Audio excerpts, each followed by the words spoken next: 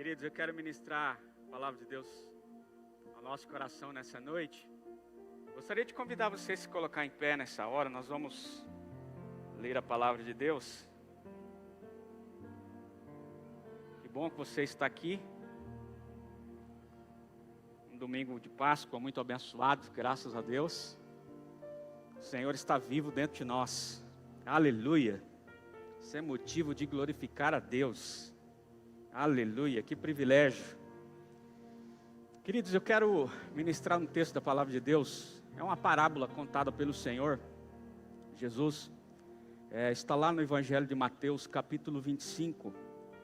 A partir do versículo 1. É a parábola das 10 virgens. E você pode abrir o Evangelho de Mateus, capítulo 5, a partir do versículo de número 1. Mateus 25, 1.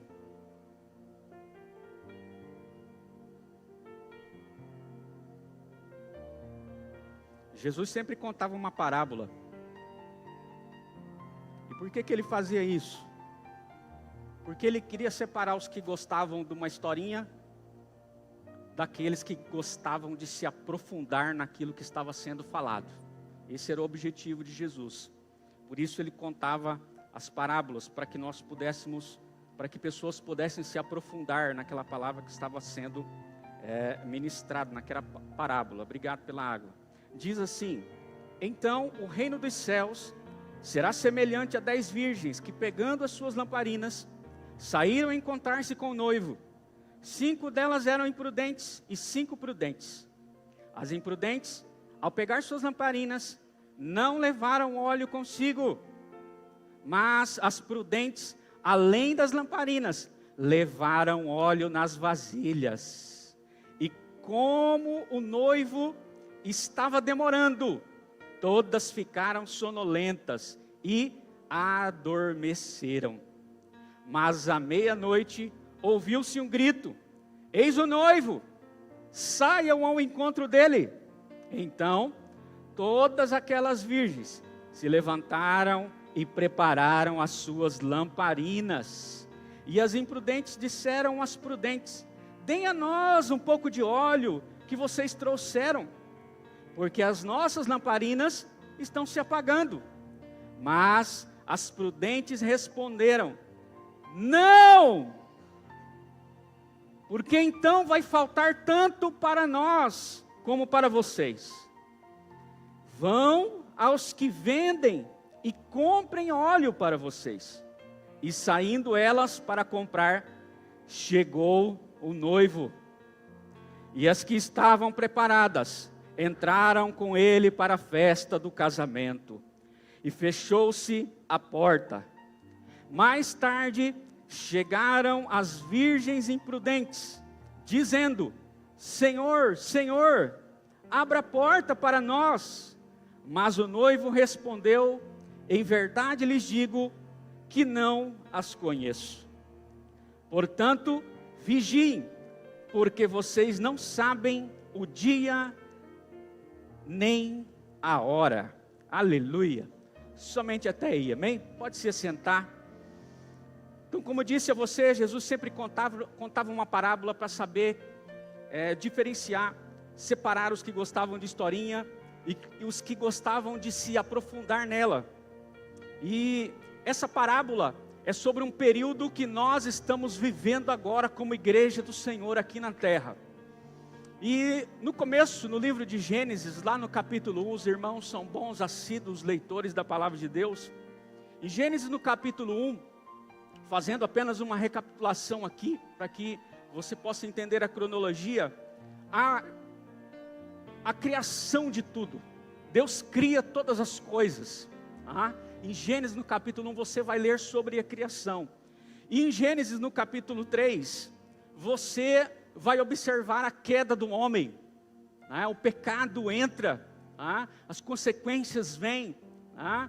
E depois do livro de Gênesis, capítulo 3, você vai começar a discorrer a Bíblia e você vai ver vários livros e vai encontrar profetas profetizando sobre a vinda do Messias, Jesus Cristo de Nazaré.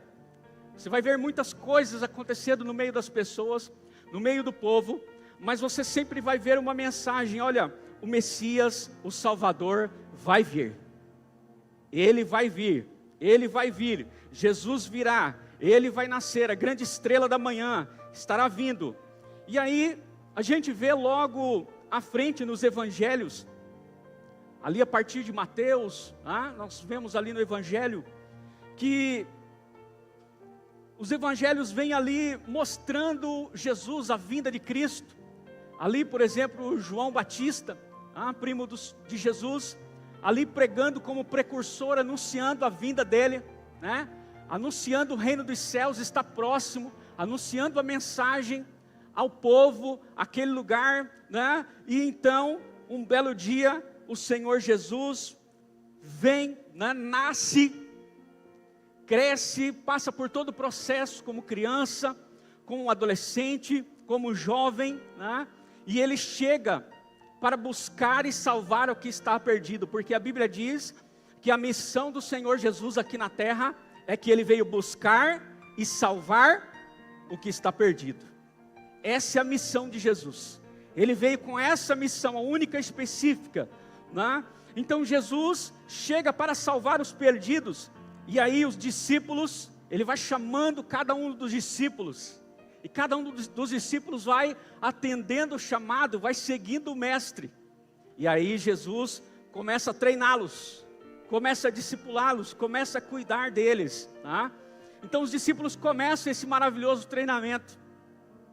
Só que o que os discípulos não estavam entendendo, porque naquela época Roma estava dominando. Roma alcançava grandes lugares com grande força, com grande exército, com grandes líderes, né? E os discípulos viam Roma ali como inimigos. Mas o que os discípulos não entenderam, eles achavam que os inimigos eram Roma, mas eles não compreenderam que Jesus estava chegando ali, e Ele não ia fazer conforme eles estavam pensando. Eles estavam imaginando que Jesus ia sentar no trono, e ia dizer assim: olha, agora juntem um grande exército, vamos treinar, e vamos matar esses romanos que estão dominando, que estão perseguindo, né? Nós vamos fazer isso agora. Talvez isso fosse o pensamento deles, mas o que eles não sabiam, que na verdade, o verdadeiro inimigo deles, não era Roma, era o pecado. O verdadeiro inimigo dos discípulos era o pecado, é o inferno, era a carne pecaminosa que estava neles, de Gênesis no capítulo 3, ao qual eu disse para você, onde o homem caiu lá atrás. A natureza pecaminosa já estava em todos, Então, eles começam a compreender isso, e Jesus começa a ensinar a eles e mostrar que Ele veio para morrer, tanto por judeus, quanto por gentios. E Ele começa a mostrar que o pecado estava em todos, estava nos romanos, estava nos povos, estava nos próprios discípulos. Então Jesus vem e começa a ensinar e começa a revelar tudo isso. Então, no meio de toda essa história, Jesus é perseguido, os discípulos são perseguidos, e Jesus é crucificado. Jesus é crucificado, é morto, tá?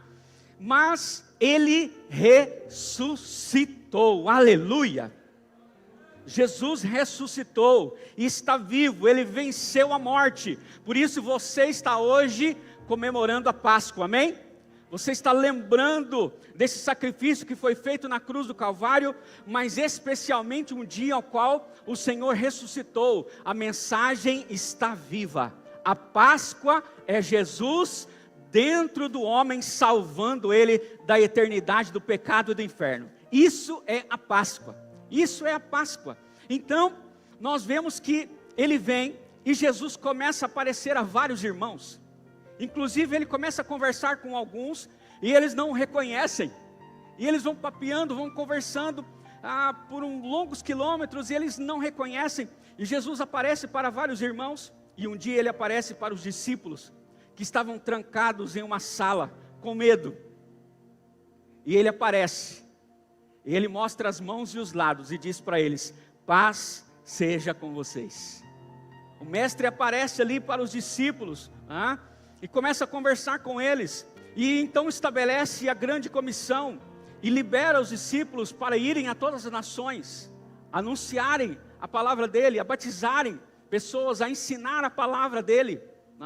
Então ele libera a grande comissão, e ele deixa o Espírito Santo, o Consolador, para nós, para habitar dentro de nós, para nos dirigir, para nos guiar, para nos mostrar, para nos revelar grandes coisas que ainda haviam de acontecer. Então, ele nos deixa o Espírito Santo Consolador, e o noivo volta para o Pai. O noivo Jesus volta para o Pai. Então, depois, logo mais à frente na Bíblia, você vai ver ali o livro de Apocalipse. Quem já leu o livro de Apocalipse aí? É o livro da revelação. Lá você vai ler tudo o que vai acontecer, tudo que Deus vai fazer, a grande batalha final do Armagedon. Você vai ver tudo o que vai acontecer, a vitória de Cristo sobre Satanás, juntamente com a igreja, vencendo Satanás. Então, você ali acha todas essas histórias onde vai acontecer. E aí é interessante porque acontece a segunda vinda. Você vai ver não só em Apocalipse, mas você vai ver em Tessalonicenses e em Coríntios. Você vai ver que o Senhor Jesus vai voltar. Você não entendeu? Jesus vai voltar para buscar a igreja.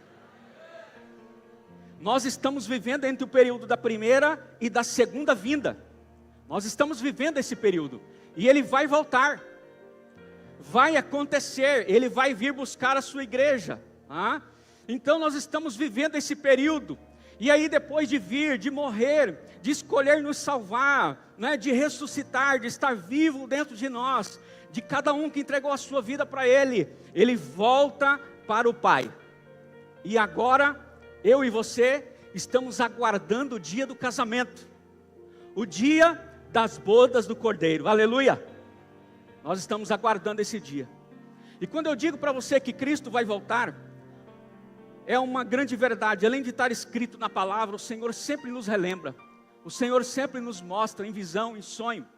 E em janeiro nós estávamos em uma viagem em Goiás, e nós estávamos no hotel. E aí, você sabe, o pastor, quando viaja para alguns dias de férias, ele tenta dormir até mais tarde.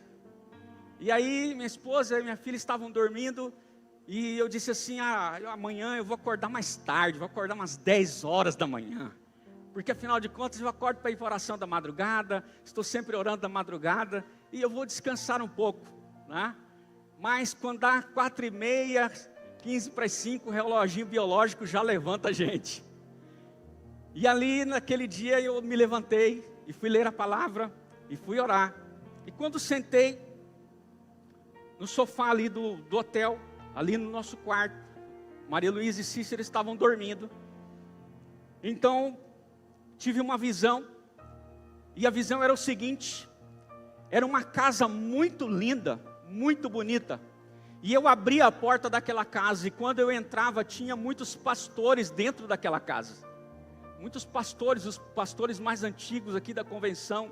Eu vi vários deles, e quando eu estava entrando na casa, um desses pastores estava abraçado com a sua esposa, e quando eu olhava para eles, começava a acontecer o arrebatamento da igreja, e o corpo deles começava a se tornar como raios de luz, como feixe de luz, de baixo a cima, e eles começavam a subir com seus corpos glorificados, como diz a Bíblia, e eles começavam a subir, e eu começava a entrar mais, e eu começava a ver os outros pastores, e eles começavam a subir também.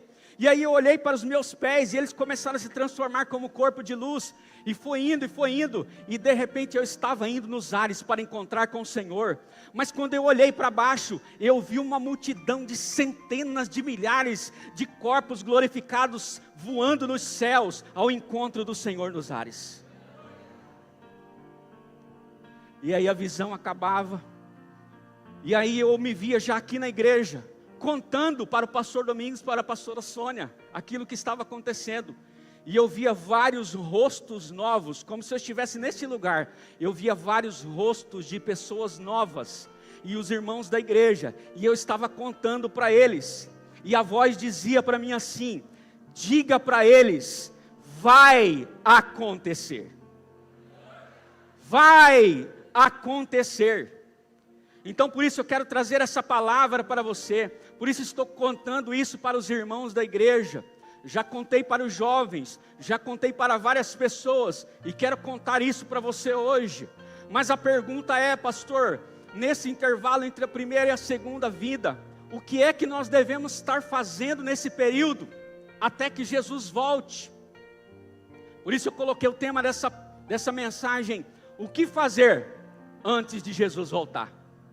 Ele vai voltar. E aí é interessante que nós lemos aqui a parábola das 10 virgens.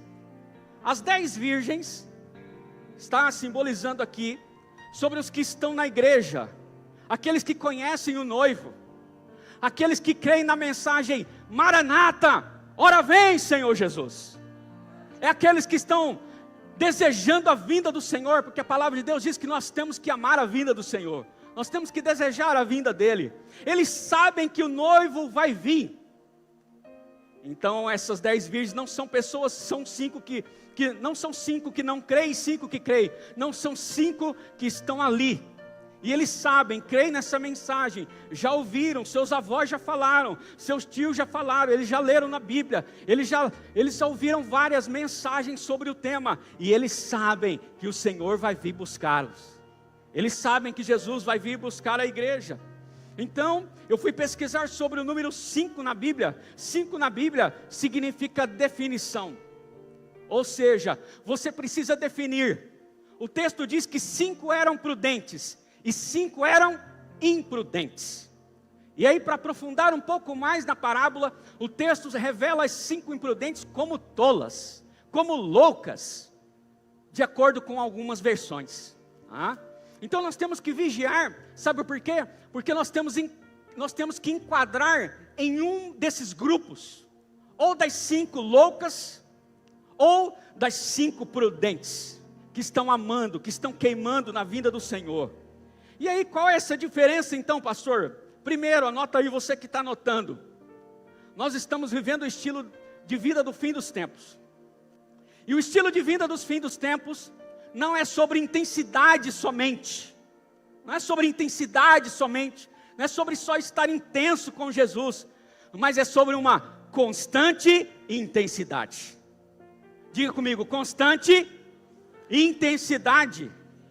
É interessante que no texto que nós lemos, as 10 no início estavam muito bem, elas estavam queimando, elas estavam se preparando, elas estavam com a lâmpada acesa, elas começaram muito bem. Ei, você estava correndo bem, porque paraste? Corrias bem, porque parou? Então a pergunta aqui não é sobre quem está queimando. É muito bom a gente queimar na presença de Deus, mas em si, em quem vai queimar até o fim. Aleluia! Então o estilo de vida do fim dos tempos, não é só você queimar hoje e passar 1 ano com uma geladeira e depois voltar a queimar de novo. É para você queimar intensamente no propósito ao qual Deus te chamou. Deus te chamou para algo. Deus te salvou e você precisa desenvolver a salvação, assumir a função no corpo, como igreja de Cristo, para fazer aquilo que Deus te chamou para fazer. E viver cada dia desenvolvendo a sua salvação, crendo que entrará na eternidade, não como aquele que vai perder a salvação, mas aquele que se agarrou e disse: eu vou desenvolver todos os dias a minha salvação, eu vou manter a minha lamparina acesa, eu vou estar em constância e intensidade na presença de Deus. Mas é interessante que em Mateus capítulo 25, versículo 5, diz assim: e como o noivo estava demorando, elas adormeceram. Então o noivo aqui estava demorando. E é interessante que na nossa métrica, na minha e na sua, Jesus está sempre demorando. Pastor, mas desde o tempo antigo meu pai já está com o Senhor, E ele pregava sempre que Jesus está voltando, e até hoje Jesus não voltou. Meus avós diziam isso para mim, né? Minha bisavó dizia isso para mim, e até agora Jesus não voltou. É verdade, às vezes na nossa métrica, Jesus está demorando para voltar, mas Ele vai voltar. Ele vai voltar, está escrito na Bíblia, e aquilo que está escrito na Bíblia é nossa regra de fé e prática. Para alguns Ele vai voltar mais cedo, que vão morrer fisicamente. Nós não sabemos o dia que nós, na possibilidade de morrermos aqui na terra. Para alguns Ele volta mais cedo, e para outros, quem sabe Ele vai voltar no arrebatamento da igreja. Mas Ele sempre volta para todos, para todos. Por isso a palavra sempre nos adverte ali naquele último versículo, é preciso vigiar, porque nós não sabemos nem o dia e nem a hora que Ele vai voltar. Não foi revelado. Ah, que dia, que mês, que ano que Jesus vai voltar? Ninguém sabe, não foi revelado. Se você vê em algum lugar alguém marcando a data da volta de Jesus, ele está fora da palavra de Deus, está fora da Bíblia. Ninguém sabe o dia nem a hora. Então todos precisam estar vigilantes. E é interessante que, já dizia Gustavo Paiva, que demora muito para Deus fazer algo de repente. Por isso às vezes a gente fica pensando assim, mas está demorando para Jesus voltar, está demorando.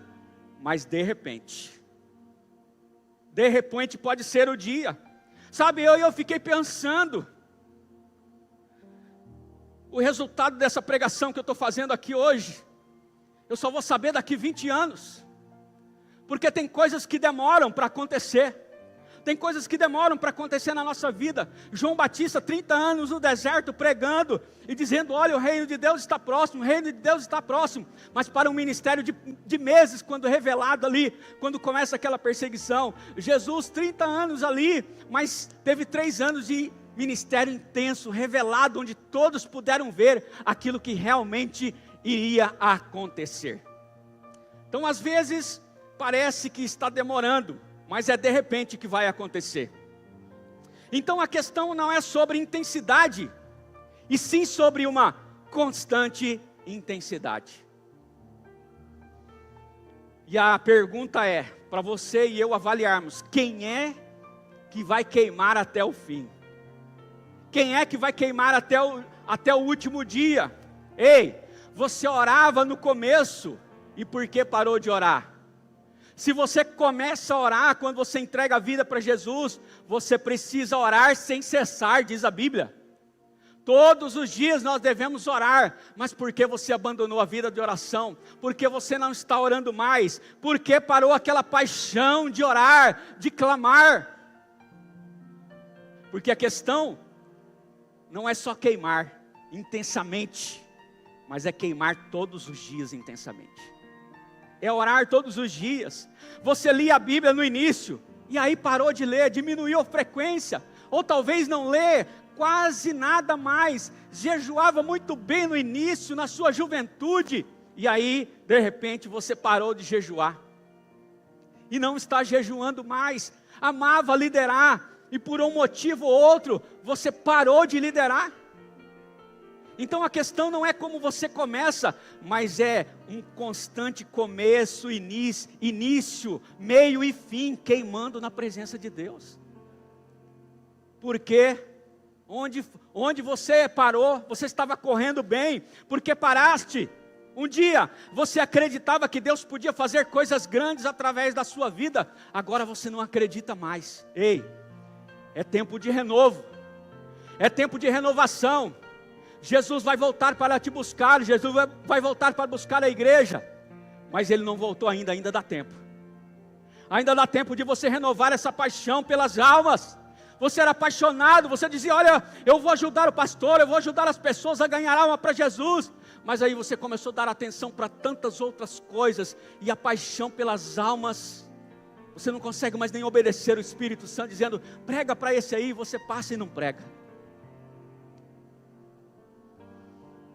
A pergunta é para você refletir nesse primeiro tópico, quem é que quando ele chegar, vai ser encontrado com a lâmpada acesa? Aleluia! O noivo vai vir. Quem é que vai ser encontrado com a lâmpada acesa? Quem que nessa época aqui, de Igreja Batista Nacional Renovo, nesse tempo entre a primeira e a segunda vinda de Cristo, vai desenvolver um estilo de vida que vai ser encontrado fiel quando Ele voltar? Aleluia! Aleluia! Glória a Deus! O que o discípulo de Jesus precisa estar fazendo quando Ele voltar? Ele precisa continuar queimando. Você não pode parar por causa dessa circunstância. Você não pode parar porque o seu marido não é crente, a sua mulher não é crente, os seus filhos ainda não entregaram a vida para Jesus, ou porque a sua finança não está muito bem. Você não pode parar. Você precisa continuar a sua caminhada.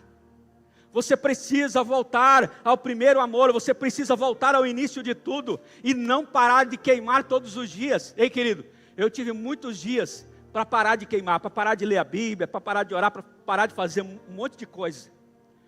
Mas isso não é meu objetivo. Meu objetivo é continuar queimando na presença de Deus. Nos dias bons e nos dias maus. Igual quando a gente faz a aliança no casamento lá. A gente jura amar a nossa esposa, nosso esposo nos dias bons e nos dias maus. Na saúde e na doença. Por que parou de adorar? Por que parou de adorar? Por que parou de acordar cedo e ter aquele momento seu com Deus especial? É hora de voltar. Ei, Jesus está vindo buscar a igreja. Segunda coisa que nós precisamos fazer antes de Jesus voltar. E aí você precisa estar atento a isso. Não adianta andar com pessoas cheias de óleo. Óleo não se empresta. Óleo não se empresta. O texto diz aqui que as imprudentes estavam juntas. As prudentes estavam juntas daquelas que a Bíblia chama de loucas. Elas estavam juntas aqui. Então, porque óleo não se empresta, não adianta, por exemplo, você dizer assim: eu sou daquela igreja tal. Eu sou daquela igreja onde o meu amigo, homem de oração, fervoroso, o avivamento está na vida dele. Mas a pergunta é: o avivamento está só na vida do seu amigo? Não está na sua vida, não? Não adianta você dizer: eu sou daquela igreja A, daquela igreja B, daquela igreja C, onde tem um poderoso avivamento lá, mas esse avivamento está na sua vida. Porque óleo não se empresta.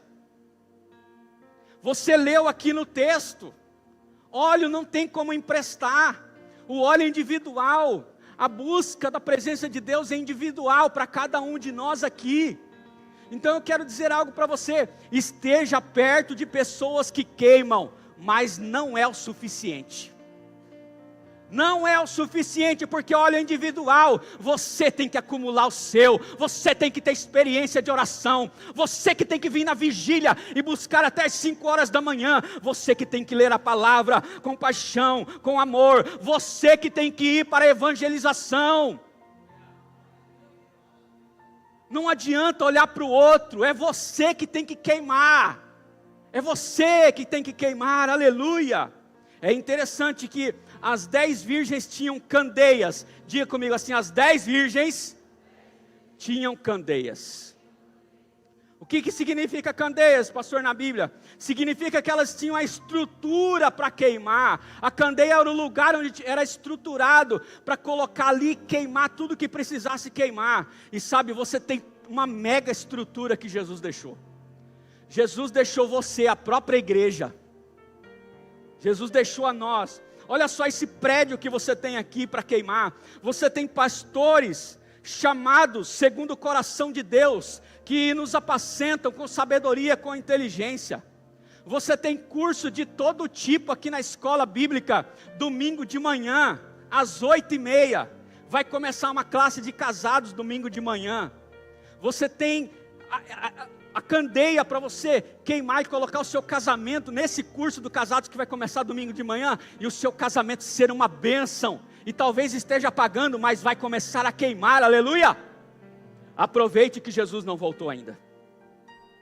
Sabe, o Senhor Jesus deixou a Bíblia, que de tempos em tempos, passando de mão em mão, foi traduzida para o português, e está disponível para você em vários idiomas, em várias versões. Aleluia.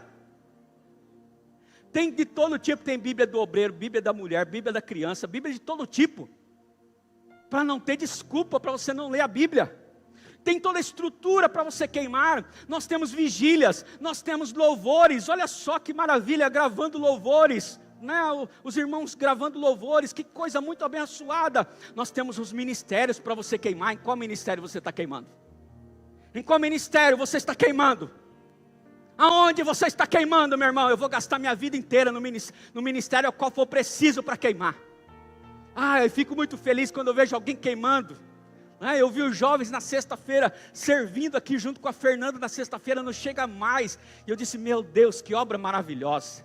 É muito bom quando a gente vê os irmãos queimando aqui no louvor, queimando no ministério ali no Casa de Paz, no Casa de Milagres, ajudando os adolescentes, ajudando os jovens. Mas aonde você está contribuindo?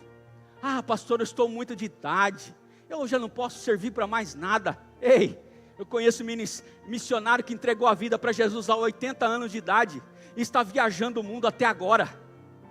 Qual é a sua desculpa? Qual é a sua desculpa? Elas tinham 10 candeias para queimar, 5 eram prudentes e 5 eram imprudentes. Em qual delas você está? Você precisa definir isso na sua vida. Isso vai fazer toda a diferença. Está tudo pronto para você queimar, aleluia. Jesus já veio, morreu na cruz, ressuscitou, está vivo dentro de cada um de nós. O que você está fazendo com essa vida de Deus que está dentro de você? Qual serviço você está fazendo para Ele? Aleluia, glória a Deus. A pergunta é, você tem óleo? Você está queimando? Imagina só para você entender melhor. Você acabou de ganhar uma Ferrari vermelha, está lá na sua garagem, imagina aí. Você acabou de ganhar uma Ferrari vermelhinha, está lá na sua garagem, fecha até os olhos aí para você imaginar sentado nela. Mas de repente você pensa assim, não tem gasolina. Eu não tenho gasolina. E aí alguém já disse uma frase assim, melhor alguém com Fusca e com gasolina e vai mais longe, do que alguém com uma Ferrari sem gasolina que não pode sair do lugar. É desse jeito. A gente precisa entender que o Evangelho é simples de ser feito, é simples de entender a mensagem de Cristo. Não basta queimar com intensidade, mas queimar com intensidade constantemente. Todos os dias, nos dias bons, nos dias maus. Tem uma canção que diz, eu te servirei nos dias bons e nos dias maus. Nos dias ruins, eles sempre chegam para todos. E aí, a palavra-chave para você ter óleo. No versículo 8 e versículo 9, as 5 virgens nos ensinam. As insensatas disseram às prudentes, dê-nos um pouco de óleo, pois as nossas lâmpadas estão se apagando. Elas responderam, não, pois pode ser que não haja o suficiente para nós e para vocês. Se você quiser ter óleo, o óleo da presença de Deus na sua vida, você precisa aprender essa palavra, N-A-O-T-I-O, não. Diga comigo assim, não. Faz assim, não. E é interessante porque o texto aqui, parece que elas estão tendo até uma oportunidade, as prudentes, de serem misericordiosas, complacentes com as imprudentes. E dizer assim, não, claro, peraí, eu vou pegar um pouquinho aqui de óleo e vou doar para você. Mas o que é que elas dizem? Não! Elas são enfáticas. A Bíblia diz que a palavra do crente tem que ser sim, sim, não, não. O que passa disso vem do maligno. Então o crente, ele vai precisar ser bem definido naquilo que ele tem para a sua vida. No sim ou no não.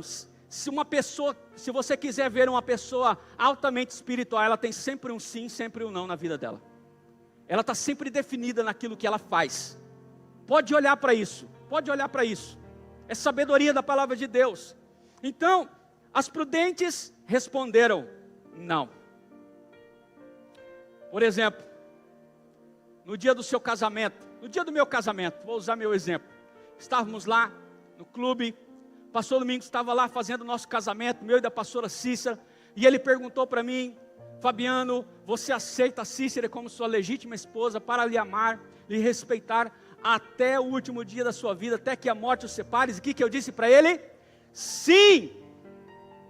E quando eu disse sim, eu estava dando não para todas as milhões de mulheres que existem no planeta Terra e nas estações espaciais russas, japonesas e americanas que estão fora da Terra. É assim. Quando você diz um sim, você está dizendo não. Quando você se casa com uma pessoa, é para toda a sua vida. E na hora das dificuldades, você senta e resolve os problemas, e se precisar de ajuda, chama o pastor, chama o líder, chama o discipulador. Como diz minha esposa, casamento é lugar de gente grande, é lugar de resolver problema, é lugar de suportar dias difíceis, dias de enfermidade, dias que você jamais imaginou passar, mas Deus é com você se você estiver queimando. Se você estiver dizendo não, você vai continuar queimando. Não para as drogas, não para a cocaína, não para a maconha, não para a desonra contra os pais. Se você quiser ser espiritual, jovem, adolescente que está me ouvindo aqui nessa noite, a Bíblia diz que o dever de vocês é honrar pai e mãe. Não é se estiver querendo, é um dever. E se você fizer isso, aleluia, você está dizendo não para a desonra, está dizendo sim para você viver bem, ser próspero nessa terra e viver muito tempo. E viver muito tempo.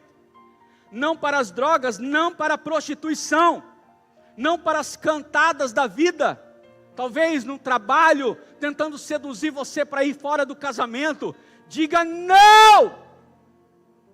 Se você quiser ter o óleo da presença de Deus, aprenda a dizer não. Não para a maledicência, não para o mundo do crime e roubos. Eu estava conversando com um jovem, e um dia ele disse, alguns anos atrás: o que é que eu faço para sair desse mundo, pastor? Eu quero sair desse mundo, eu não quero mais continuar nesse mundo. Eu disse para ele: diga não. Mas se eu dizer não, eles vão atrás de mim. É um risco que você vai ter que correr. É uma escolha que você fez. Mas eu garanto uma coisa para você: o Espírito de Deus estará com você. Ele irá te proteger. Estava ouvindo o testemunho hoje de uma pessoa que estava no ônibus aqui da nossa igreja, e entrou um assaltante no ônibus e começou a assaltar todo mundo.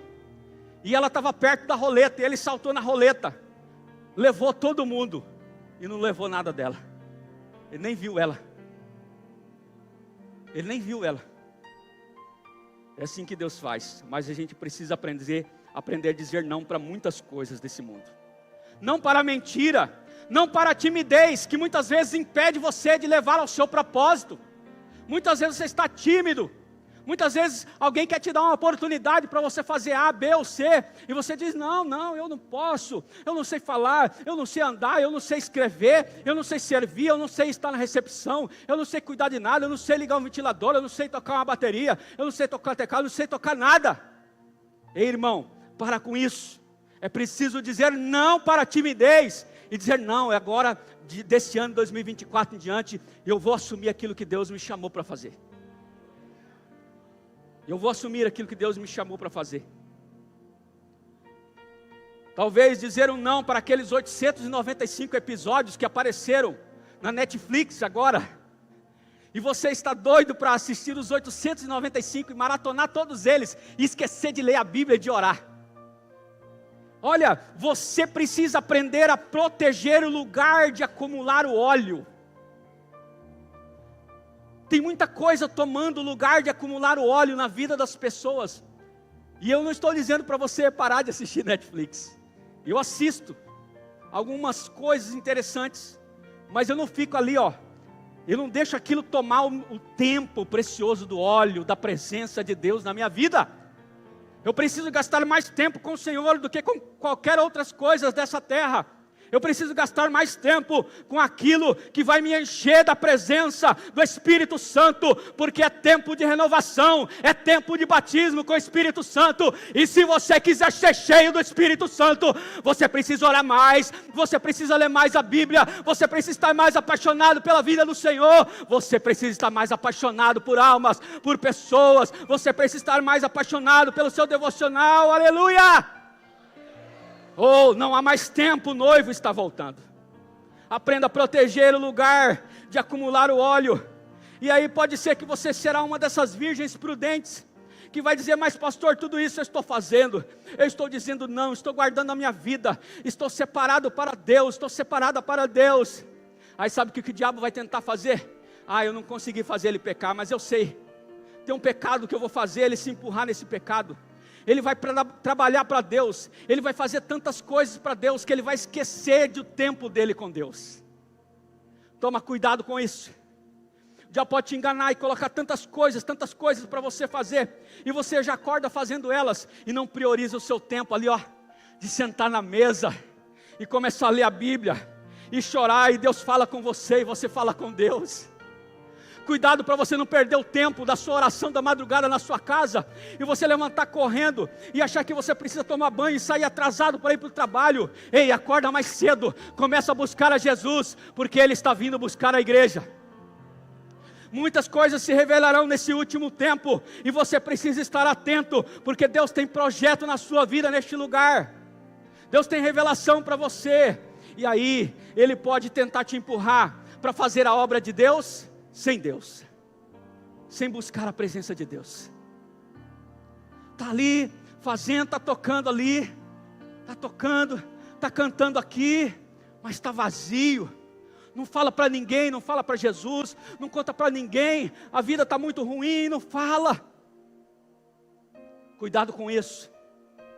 Você pode estar liderando, fazendo alguma coisa, mas a presença de Deus está longe. Está longe, está longe. Será que compensa isso, irmãos?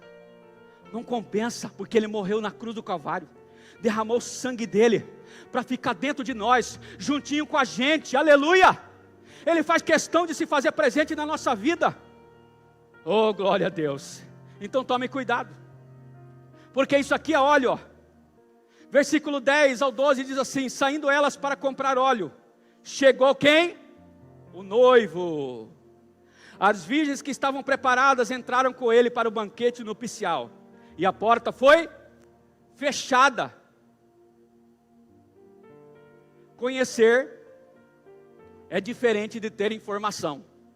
Se eu disser para você assim, quem aqui conhece o Neymar, né? Aí a maioria das pessoas levanta a mão, mas na verdade você não conhece o Neymar. Quem conhece o Neymar é as pessoas da casa dele, é a família dele, é a mãe dele, é o pai dele, é a irmã dele, é as pessoas que estão lá. Você tem informação sobre o Neymar. Ei, presta atenção que eu quero falar para você. Não tem informações sobre a Bíblia. A Bíblia não foi escrita para você ter informações sobre Jesus, sobre o reino dos céus. A Bíblia foi escrita para você conhecer a Deus. Ei, chega de ouvir falar de Jesus, dos milagres. É hora de você experimentar Jesus entrar na sua vida nessa noite. É hora de você experimentar o milagre da transformação da velha natureza para uma nova natureza. É hora de você experimentar o Cristo vivo que está dentro de nós na sua vida. Se você não experimentou isso, é dia de você experimentar agora. É o momento de você experimentar. Então por isso o Senhor Jesus advertiu e disse para as imprudentes que chegaram tarde, que saíram para comprar óleo. Ele respondeu para elas, em verdade lhes digo que não as conheço. Por isso importante é conhecer a Jesus, é entregar a sua vida para Jesus e começar a ter um relacionamento com Ele. Isso é intimidade com Cristo. Isso vai te levar a quando o noivo vier, você entrar e a porta do quarto vai ser fechada. Aleluia. Preste atenção nessa palavra.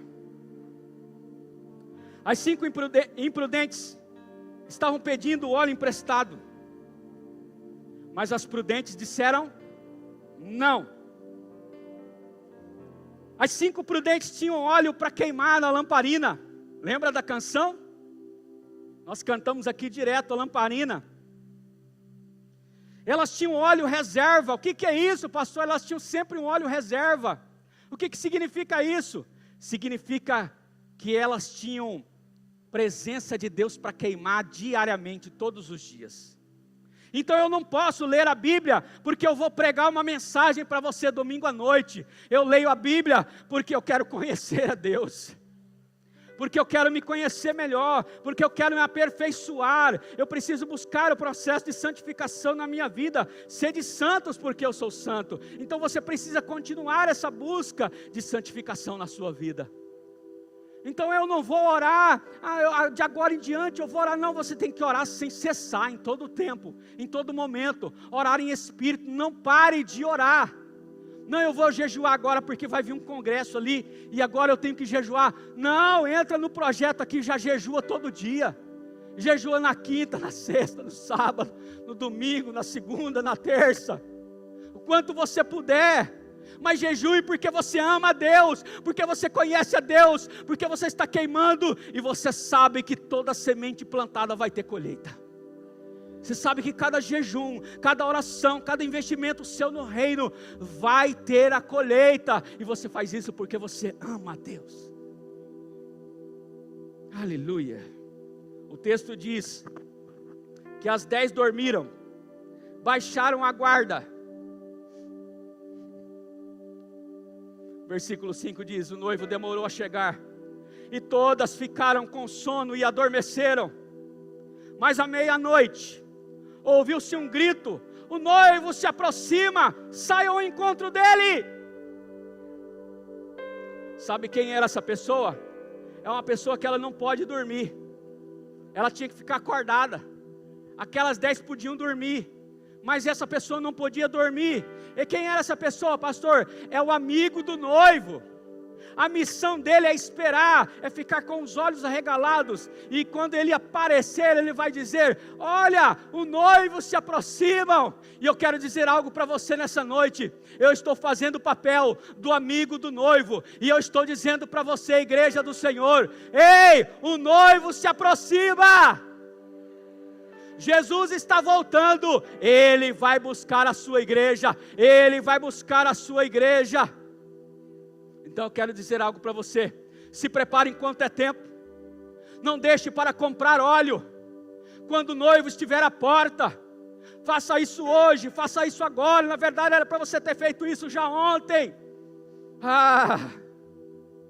Eu quero desafiar você também a ser um amigo do noivo, a ficar atento e a pregar essa mensagem, e a dizer para as pessoas: olha, Jesus vai voltar. Eu quero que você seja aquela pessoa que diz para as pessoas em 1 Coríntios 15, 52, diz assim: em um momento, em um abrir e fechar de olhos, ao som da última trombeta, pois a trombeta soará, isso é a palavra de Deus, os mortos ressuscitarão incorruptíveis, e nós seremos transformados.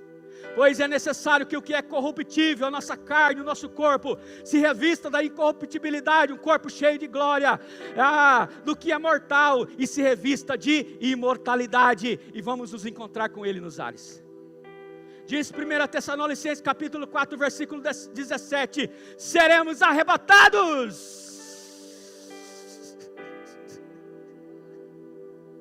juntamente com eles nas nuvens, a encontrar o Senhor nos ares, e estaremos para sempre com o Senhor. Coloque-se em pé, meu irmão.